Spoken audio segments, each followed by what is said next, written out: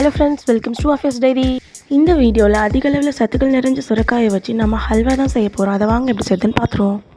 இந்த சுரக்காயில் நமக்கு vitamin A, C, B1, iron, magnesium, நீர்ச்சத்து போன்ற பல சத்துக்கள் இருக்குது. இதை நம்ம கூட்டாக செஞ்சு கொடுத்தோம்னா குழந்தைங்க சாப்பிட்றத அவாய்ட் பண்ணுறாங்க. பட் இந்த மாதிரி டிஃப்ரெண்ட்டாக ஸ்வீட்டாக செஞ்சு கொடுத்து பாருங்கள், கண்டிப்பாக சாப்பிடுவாங்க.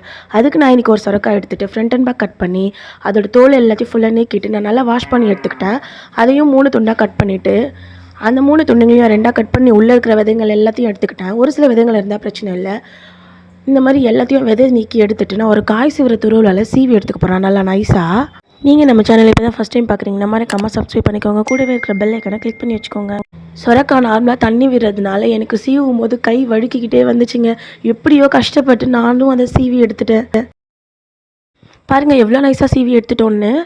இப்போ நம்ம சீவி எடுத்ததை நம்ம எந்த பாத்திரத்தில் செய்ய போகிறோமோ அந்த பாத்திரத்தில் இது தண்ணி அதிகமாக இருக்கிறதுனால நான் லைட்டாக பிழிஞ்சு விட்ட மாதிரி இந்த பாத்திரத்தில் நான் எடுத்து சேர்த்துக்கிறேன்.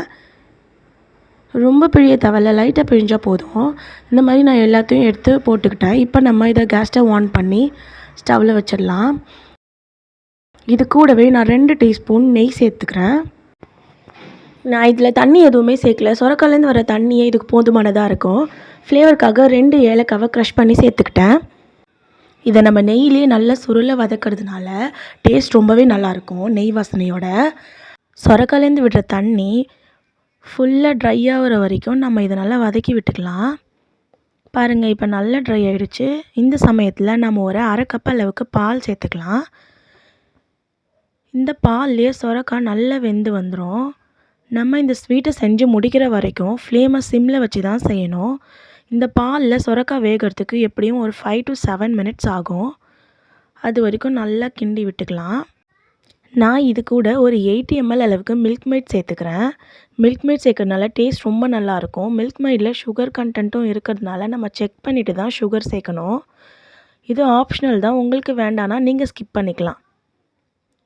சேர்த்து நல்லா மிக்ஸ் பண்ணி விட்டுக்கிறேன். நான் செக் பண்ணதுக்கப்புறம் ஒரு 1/4 கப் அளவுக்கு சுகர் சேர்த்துக்கிட்டேன். இனிப்பு சுவையை எடுத்து கொடுக்கறதுக்காக நான் கொஞ்சமாக சால்ட் சேர்த்துக்கிறேன். நம்ம எவ்வளோ தான் சுகர் சேர்த்தாலும் இனிப்பு அவ்வளோவா தெரியாது. கொஞ்சம் சால்ட் சேர்த்தோம்னா நமக்கு நல்லாவே எடுத்து கொடுக்கும். இப்போ நம்ம சர்க்கரை சேர்த்துருக்கனால கொஞ்சமாக இலகி வரும். நம்ம இதை ஃப்ளேம்லேயே சிம்மில் வச்சு நல்லா நம்ம கைவிடாமல் கிண்டிக்கிட்டே இருக்கும் போது நம்ம நல்லா ட்ரை ஆகி ஹல்வா பதத்துக்கு கிடச்சிரும் நமக்கு. உங்களுக்கு இந்த நேச்சுரல் கலரே ஓகேனா விட்டுறலாம்.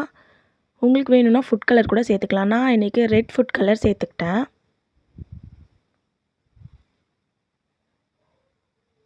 நல்லா மிக்ஸ் பண்ணி விட்டுறலாம்.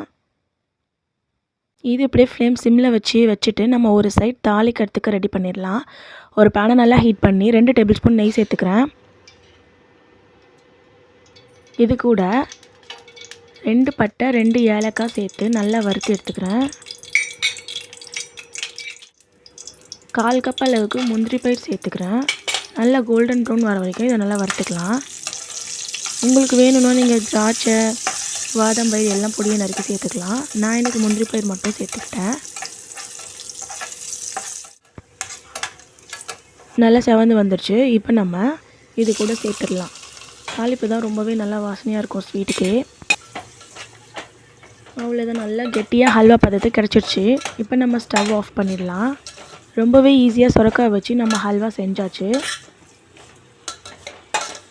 கண்டிப்பாக நீங்களும் இந்த ரெசிபியை ட்ரை பண்ணிவிட்டு எப்படி இருந்துச்சுன்னு எனக்கு கமெண்ட்டில் சொல்லுங்கள். இந்த வீடியோ உங்களுக்கு பிடிச்சிருந்துச்சுன்னா லைக் பண்ணுங்கள், ஷேர் பண்ணுங்கள்.